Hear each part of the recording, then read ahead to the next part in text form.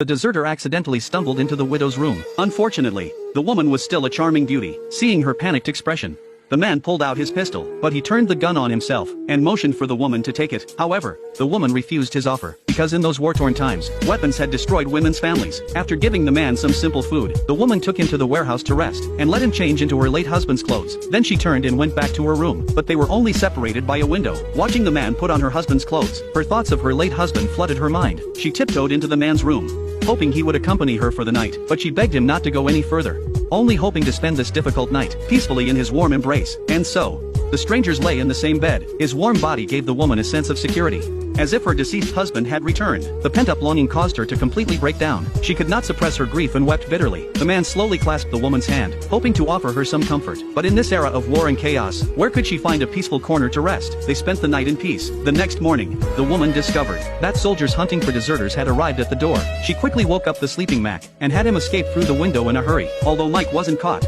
the cruelty of war had already numbed the soldiers. To obtain insignificant supplies, they brutally dragged the woman out of the house, forcing her to watch her child freeze to death. The woman had no choice but to hand over the grain, but they didn't spare her. Instead, they greedily dragged her into the room. However, Mike had already sneaked back into the house. His comrades saw no movement inside the house, so one soldier prepared to go in. But as soon as he entered the house, they were all subdued by Mike. At the same time, the enemy outside the door still had a conscience. He rewrapped the child, and it was precisely this action that moved Mike's compassion. He forced the man to take off his clothes. Mike had intended to spare him, but the soldier hadn't run far before he was killed by the enraged woman. Under the shadow of this war, humanity was like a flickering candle, gradually swallowed by darkness. The man once again embarked on his journey home, for the only light in his heart was the beloved waiting for him in his hometown.